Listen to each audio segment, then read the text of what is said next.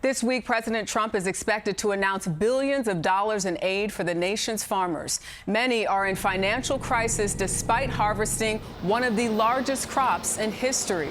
CBS's Lana Zak is the only network correspondent based in Iowa and has more tonight on the growing crisis there. Farmers are waiting to hear the details of what could be a financial lifeline as farm bankruptcies this year are surging. This is the season that farmer Rob Ewalt usually lives for, harvesting nearly 2,000 acres of corn and soy. I don't believe there'll be a profit this year. I think we will go backwards. Ewalt learned the family business from his parents, who struggled but survived the 1980s farm crisis. He sees parallels. As a kid, I'd go to bed, and you'd hear the whisperings of my parents talking about finances. We didn't know what was going on, but now I know what they were talking about. We want to split open the pod. Okay. The pod should crack open. Farmers may be forced to sell their crops at steep losses now that China, once the largest buyer of U.S. soy exports, is retaliating against U.S. tariffs. So you've done all this work, and you have more work to do, and you're losing money. Yeah, it's a great occupation, isn't it? It could mean ruin for some farmers. As of June, 55% more filed for bankruptcy compared to the previous year-to-year period.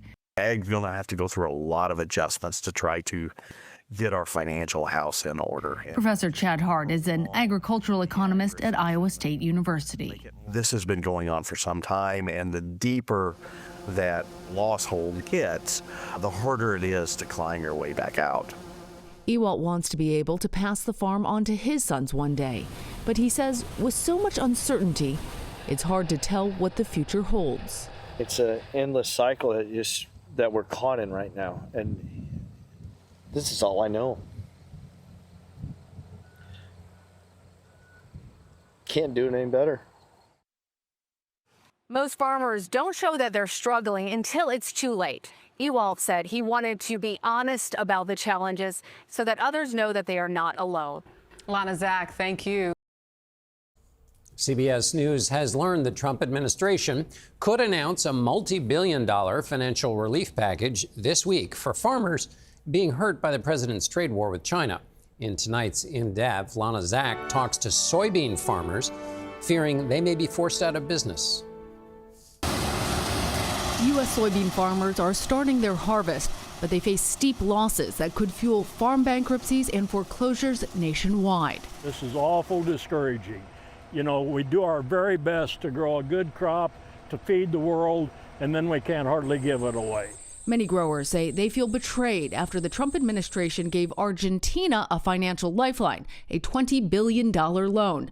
Argentina then immediately dropped their soy tariffs to China, undercutting U.S. farmers. If we don't do something, we're not going to have no more family farms. In Arkansas, hundreds of farmers packed into a church to plead for help from the government. I'm in the worst shape right now that I've ever been in. With prices for crops crashing, farmers are doing everything they can to stay viable, even selling off equipment. Joel's Tractors in Strawberry Point, Iowa, saw a 30% jump in farm machinery up for auction this year. Put a fingerful of grease in there. Keeping aging tractors running has Lawrence Christensen and his team working at full throttle. The demand is stronger than the availability. New equipment costs have increased by 60% in the last 8 years. John Deere, a U.S. manufacturing icon, says U.S. tariffs on steel and aluminum will cost them $600 million this year. Over the past 2 years, the company has laid off 2,500 workers. Majority of my family works here. Rafael Gomez was a proud Deere employee, following in the footsteps of his dad and uncles. But now he's one of those laid-off workers. It's like a kick to the gut, right? When you're getting laid off after you've given 20-plus years to the company. When you think about these tariffs and the ripple effects that they've had, do you think it's worth it? You know, you hope that possibly in the long term, they would be helpful. Currently here in the short term, no, it's really killing us. We were sold that we were going to do everything we could for the American workers, and we're seeing quite the opposite at this time. President Trump says he will give farmers some tariff revenue, but the union workers we spoke to doubt it will help them. Lana Zak, CBS News, Davenport, Iowa. In tonight's Eye on America, farmers caught in the middle of a trade war. Janet Shamlian reports from Greenville, Illinois.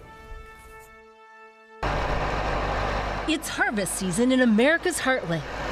Is this the prime harvest time in southern Illinois? Yes, it is right now. But for soybean farmers like Scott Gaffner, what's usually a time of reward is now a season of worry. The great majority of it coming from this area would go to China. Not this year. Not this year, right? China normally buys more than half of America's soybeans, but has bought none this year amid the ongoing trade war. Gaffner says farmers like himself, who overwhelmingly voted for the president, are caught in the crossfire. We can't help but feel very anxious of wondering why it's taking so long to get this resolved. Are you angry? Well, whenever you see the administration meet in Spain and they talk about TikTok instead of farming, whenever we're getting ready to harvest, our clock is already tick-tocking away.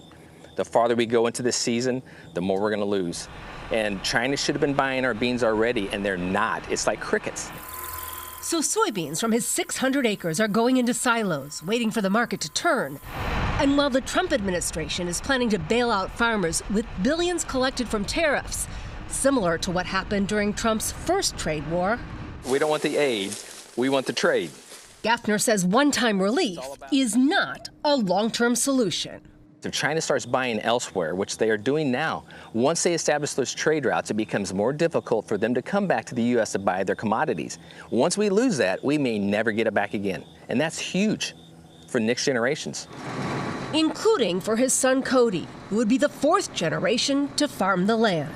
If I do come back, I do have to have a second job. You're willing to come on and do this full time, even though it would mean taking on a second job? Absolutely, yeah, that's how much the farm means to me.